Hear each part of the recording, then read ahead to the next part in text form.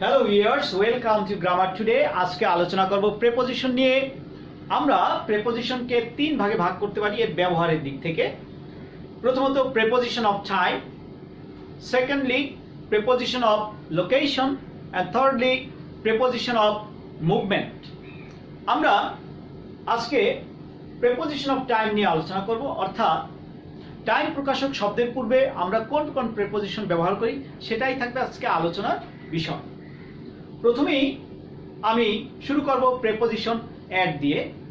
ওকে, আমরা লক্ষ্য করি প্রেপোজিশন অ্যাট কোথায় আমরা ব্যবহার করা যায়। প্রেপোজিশন অ্যাট ব্যবহার করি আমরা এক্সাক্ট টাইম এক্সপ্রেশনের পূর্বে। Exact time.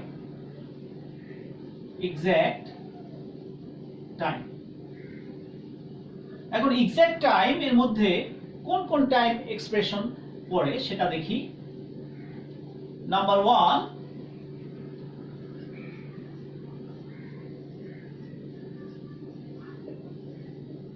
ক্লক টাইম, অর্থাৎ ঘড়ির সময়গুলো। For example at 7 AM।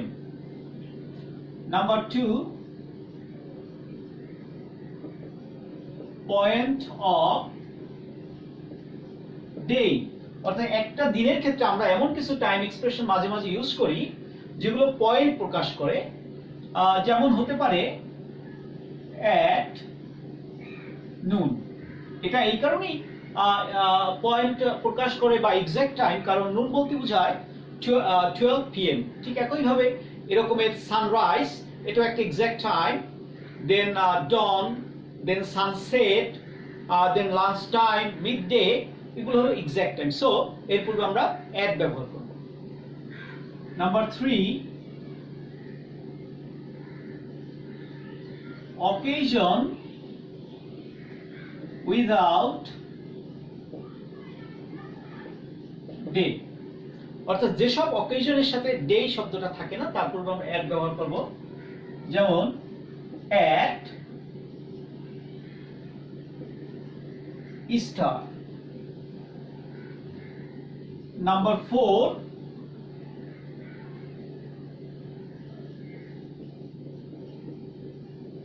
Weekend. আমরা উইকেন্ডের সাথে অ্যাট ব্যবহার করব, অ্যাট দা উইকেন্ড। তবে আমেরিকান ইংলিশে উইকেন্ডের পূর্বে অন ব্যবহার করা হয়। আমরা যেহেতু ব্রিটিশ ইংলিশ ফলো করি তাই আমরা অবশ্যই অ্যাট ব্যবহার করব উইকেন্ডের পূর্বে। Number 5, night. নাইটের পূর্বেও আমরা জেনারেলি অ্যাট ব্যবহার করি, অর্থাৎ এনি নাইট মিন করতে আমরা অ্যাট ব্যবহার করি। For example,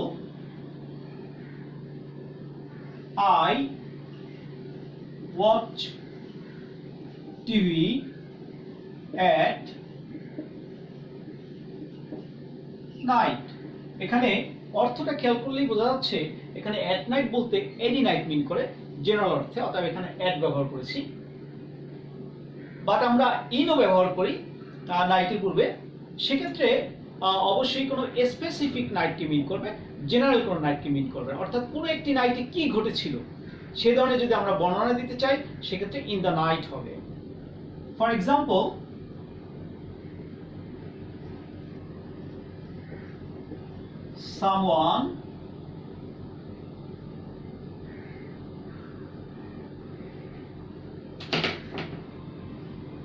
someone stole my watch in the night। ওকে, এরপরে আমরা অনের ব্যবহারটা দেখি। অন কোথায় কোথায় আমরা ব্যবহার করি। অন ব্যবহার করি আমরা ডে অ্যান্ড ডেট, অর্থাৎ ডে এবং ডেট রিলেটেড যে টাইম ওয়ার্ড গুলো আছে সেক্ষেত্রে আমরা অন ব্যবহার করব। Number 1, days of week,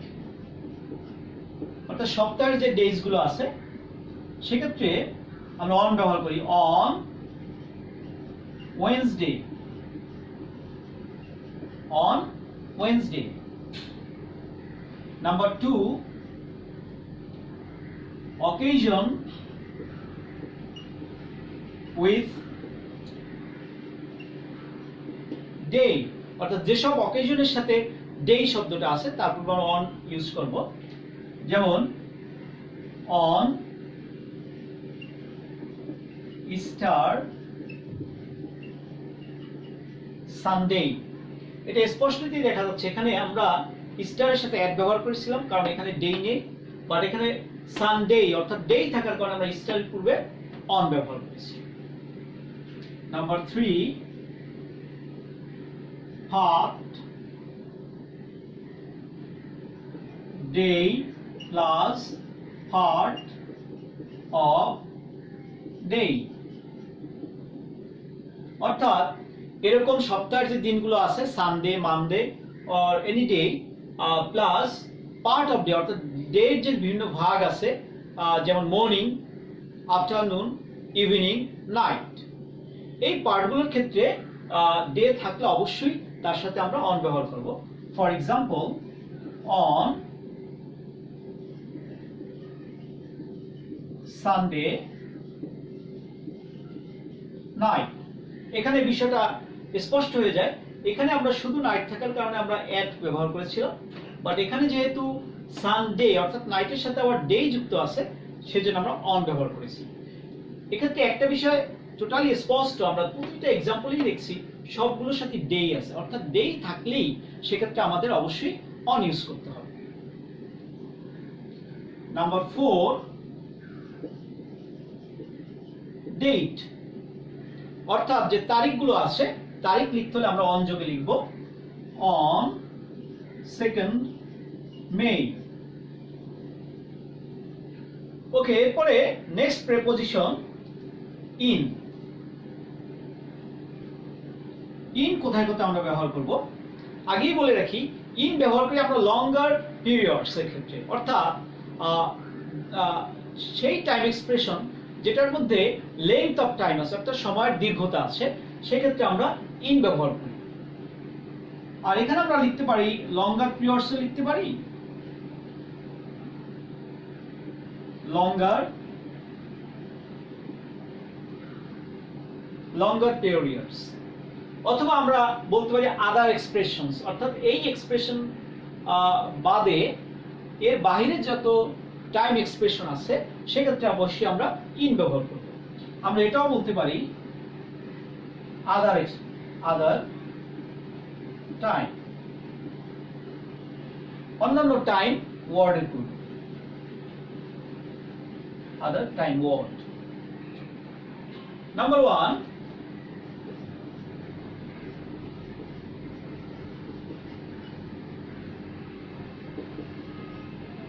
centuries, অর্থাৎ শতাব্দী। শতাব্দীর পূর্বে আমরা অবশ্যই ইন ব্যবহার করব। For example in 19th century. Number 2, decades, অর্থাৎ দশক। ইন 80s, অর্থাৎ 80-র দশকে। এরপরে আরো কিছু টাইম এক্সপ্রেশন আছে সেগুলো আমরা লিখি।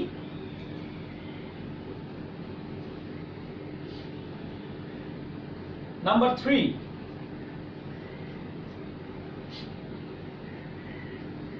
ইয়ার্স, বছর। For example in 1971.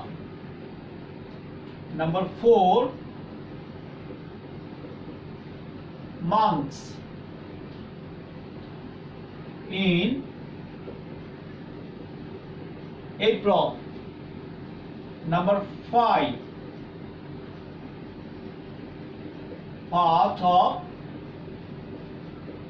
day, অর্থাৎ দিনের যে ভাগ আগেই বলেছিলাম মর্নিং, আফটারনুন, ইভিনিং এন্ড নাইটের ক্ষেত্রে আমরা আগেই বলেছি কখনো করি কখনো করি না, সেজন্য আমরা বলতে ইভিনিং, মর্নিং, আফটারনুন, ইভিনিং, এই তিনটা যে টাইম এক্সপ্রেশন আছে সেক্ষেত্রে আমরা ইন ব্যবহার করব, কারণ এগুলো কিন্তু longer, length of time, it has a length. For example, আমরা যদি আফটারনুনের কথা বলি, আফটারনুনটা শুরু হয় 12টা পরে, দুপুর 12টার পরে, এবং শেষ হয় সূর্যাস্তের পূর্বে। অর্থাৎ এই টাইমটা কিন্তু একটা length of time. Length of time থাকলেই, অর্থাৎ লঙ্গার পিরিয়ড হলে সেক্ষেত্রে আমরা ইন ব্যবহার করি। এখানে হতে পারে in the morning. Number 6, period of time. Period of time একই রকম, যে সময়ের সমষ্টি। there will be a length of time. For example, 5 minutes, এটা 5টা মিনিটের সমষ্টি। 5 months, 5 years, or 5 centuries, etc. In 5 hours. In 5 hours. এখন আমরা at, on, in এই তিনটা প্রিপজিশনের ব্যবহার শিখলাম, কিন্তু কখনো কখনো এই টাইম এক্সপ্রেশন থাকলেও আমরা প্রিপজিশন ব্যবহার করি না। সেক্ষেত্রে একটা কারণ আছে, কারণ হলো এর পূর্বে যদি অন্য একটা বর্ণনাকারী শব্দ অর্থাৎ মডিফায়ার থাকে, সেই মডিফায়ার থাকলে সেক্ষেত্রে আমরা কোনো প্রিপজিশন ব্যবহার করব না। সেই মডিফায়ার গুলো হতে পারে যেমন last, next, today, tomorrow, tomorrow, yesterday, yesterday, this, that, all, every, each, etc. অর্থাৎ এই টাইম এক্সপ্রেশনের পূর্বে এই ধরনের যদি কোনো মডিফায়ার থাকে সেক্ষেত্রে কোনো প্রিপজিশন আমরা ব্যবহার করব না। যেমন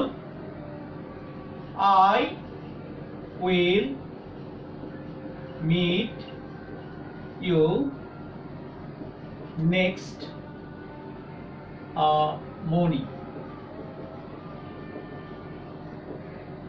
এখানে দেখাই যাচ্ছে আমরা মর্নিং এর পূর্বে ইন ব্যবহার করেছিলাম, বাট এখানে নেক্সট থাকার কারণে আমরা কোনো ধরনেরই প্রিপজিশন ব্যবহার করিনি। এছাড়াও আরো কিছু প্রিপজিশন আছে যেগুলো আমরা ফ্রিকোয়েন্টলি ব্যবহার করে থাকি, সেই প্রিপজিশন গুলো আমরা একটু দেখে নিই কি কি প্রিপজিশন গুলো আমরা আরো ব্যবহার করি। ফার্স্টে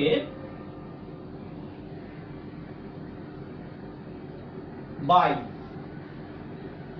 বাই প্রিপজিশনটি অর্থ হলো মধ্যে, অর্থাৎ কোন একটা সময়ের মধ্যে, অর্থাৎ কোন একটা point of time, ending point of টাইমের মধ্যে কোন একটি কাজ করা অর্থ বোঝালে আমরা বাই ব্যবহার করতে পারি। অর্থাৎ ওই এন্ডিং পয়েন্টের পরে কাজটি হবে না, এন্ডিং পয়েন্টের মধ্যেই কাজটি হতে হবে, সে ধরনের এক্সপ্রেশন থাকলে আমরা বাই ব্যবহার করব। For example, I will come by 4 p.m. এখানে by 4 p.m. এবং এই by 4 p.m. নিশ্চয়ই এন্ডিং পয়েন্ট অফ টাইম, এটা হলো এন্ডিং পয়েন্ট, অর্থাৎ by এর সাথে এন্ডিং পয়েন্ট অর্থাৎ পয়েন্ট অফ টাইমের একটা বিষয় থাকে। নাম্বার 2,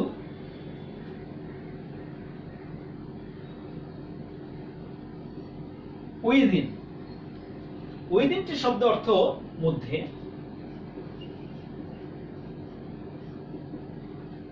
বাট দুটোর মধ্যে একটু পার্থক্য আছে, আমরা এক্সাম্পলটা দেই।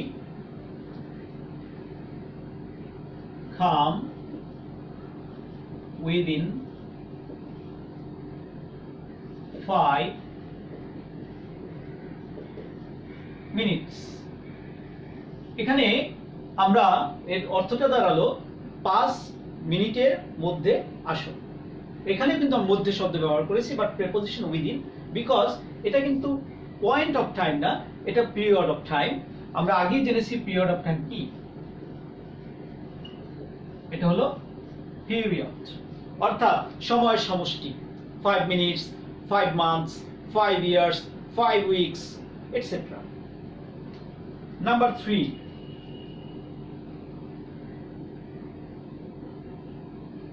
for প্রিপোজিশন অর্থ আমরা সবাই জানি, ফর অর্থ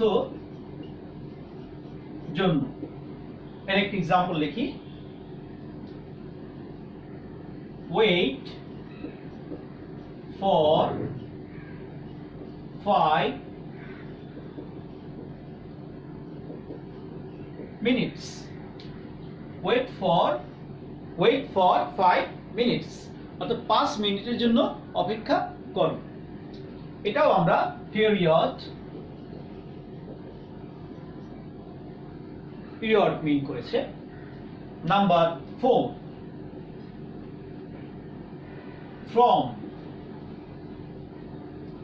from প্রিপোজিশন অর্থ হলো থেকে, অর্থাৎ কোনো একটা সময় থেকে, অর্থাৎ starting point of time. For example, he walks from 7 a.m. He works from 7 a.m. এটা নিশ্চয়ই স্টার্টিং পয়েন্ট।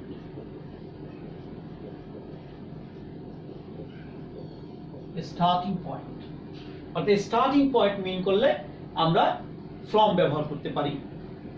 নেক্সট 5, এটা হলো সিন্স। এর প্রিপোজিশনের অর্থ একই, থেকে, বাট পার্থক্যটা কোথায়? এখানে ফ্রম থেকে, সিন্স থেকে, নিচের মধ্যে একটা পার্থক্য আছে। আমরা এক্সাম্পলটা দেখে নিই। I have been here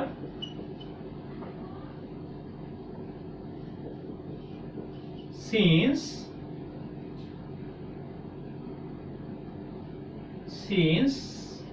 7 a.m. এখানে আমরা সিন্স ব্যবহার করেছি এবং 7 a.m. ব্যবহার করেছি।